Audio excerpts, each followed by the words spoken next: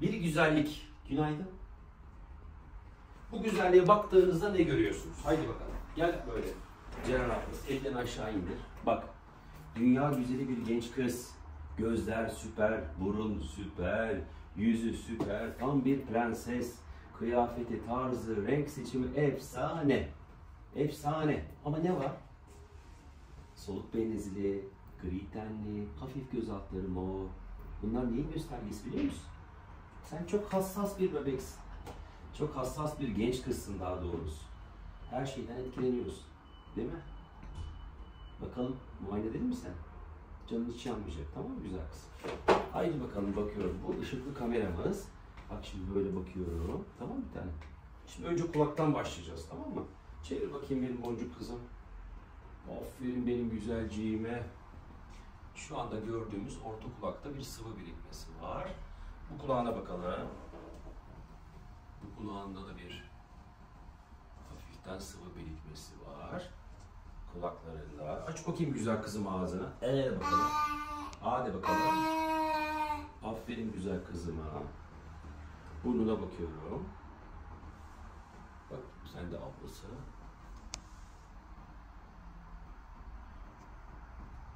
Şurada arkada çok küçük bir geniz eti var. Çok güzel. Yutkun bakayım bir tane. Evet. Okey. Şu anda enfeksiyonu da olduğu için, aktif enfeksiyonu da olduğu için orada beyaz beyaz böyle bir akıntı da var.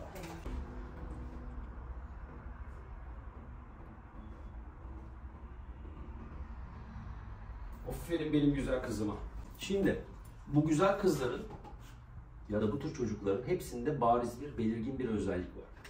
Birincisi, çocuğunuzun şu anda aktif cerrahi gerektirir bir geniz eti problemi yok. Ameliyat olmasını gerektirir, geniz eti yok. Ameliyat olmasını gerektirir bir bademcik problemi yok.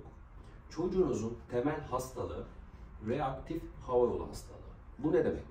Şimdi bu kuzucuk doğduğundan beri sık sık bronşolit atakları geçiriyor. Sık sık öksürük atakları geçiriyor. Geçmeyen öksürük krizleri ya da geniz akıntısı, balgam çıkarma gibi ya da balgamdan dolayı iştahsızlık gibi şikayetleriniz oluyor, değil mi? Çok klasiktir bu durum. Özellikle genelde erken doğan çocuklarda görüyoruz ya da prematürlerde görüyoruz ya da miadında doğsa bile özellikle ilk bir yıl içerisinde nebuzatörle buhar vermek gereken bronşolit atağı geçiren çocuklarda bu durum artık böyle belli bir yaşa kadar sürüncemede gidiyor. Ailelerin hep sorunu şu: çocuğum alerjik mi? Çocuğum astım mı? Çocuğumda geniz eti mi var? Çocuğumda bademcik problemi var? Bir de arada öksürmekten çocuklarda sekonder reflü oluyor. Gittiğiniz hekim arkadaşlardan biri o algıda baktığı zaman bir de diyorlar ki bir de reflü var. Hangisi doğru? Hangisi doğru? Aslında hepsinin gerçeklik payı var. Bu tür çocukların zaman zaman geniz eti büyüyor, şişiyor. Çocuklar çok fazla öksürdükleri için, mide bağırsak florası bozulduğu için reflüleri oluyor. Arka arkaya 10 kere öksürseniz yediğiniz ağzınıza gelir. Düşünsenize, bu kadar öksüren bir çocuğun reflüsünün olmaması imkansız. Ancak çocuğunuz reflü olduğu için böyle değil. Böyle olduğu için reflü oluyor. İkinci bir sorun da bu yaş grubu çocuklarda alerji testi yapmalı mıyız? Ya da alerji testlerinde bir sorun var ya da yok. Ailelerin kafası iyice karışıyor. Diyor ki alerji testi yaptık, hiçbir şey çıkmadı. Ama siz alerjiksiniz diyorsunuz. Şimdi bu yaş grubunda gerçekten alerji testlerinin pozitif çıkması bazı şeylerin alerjik olduğunu gösteriyor. Ama negatif çıkması alerjik olmadığını göstermiyor.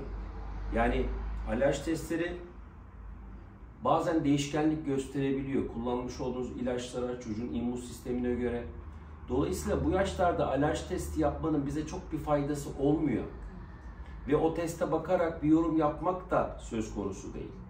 Ama çocuklarda temel bir görüntü var. Dünya güzeli hepsi ama soluk beniz, gri ten, mor gözaltı. Şimdi çocuğunuzun aslında temel hastalığı reaktif hava yolu hastalığı. Biz kulak, burun, boğazcılar ne yapmalıyız? Eğer bu reaktif hava yolunu tetikleyen, bu reaktif hava yolunu kısır döngüne sokan bir geniz eti problemi varsa, bir bademcik problemi varsa ilave bunu çözmeliyiz. Ama sizin çocuğunuzda bir genizite ve bademcik problemi yok. Sizin çocuğunuzda direkt olarak dört dörtlük hassas hava yolu var. Yani bu çocuk hava değişikliği, ortam değişikliği, ısı değişikliği, nem değişikliğine karşı aşırı duyarlı. Anne babalar kendilerinde bir suç da aramasın. Yani bu durum yemeyle, içmeyle, beslenmeyle, giydirmeyle, soyunmayla alakası olan bir şey değil. Yani çocuğu koruyamadığınız için hastalanıyor değil. Bağırsak florası çok önemli. Çocuklarınızın bağırsak florası ne kadar sağlıklıysa, yani prebiyotik ve probiyotikten zengin ne kadar besleniyorsa, bu reaktif hava yolu da o kadar azalıyor. O yüzden hakikaten yedirmek, içirmek o anlamda önemli. Dolayısıyla bu kuzucuğumun şu anda KBB açısından cerrahi indikasyonu yok.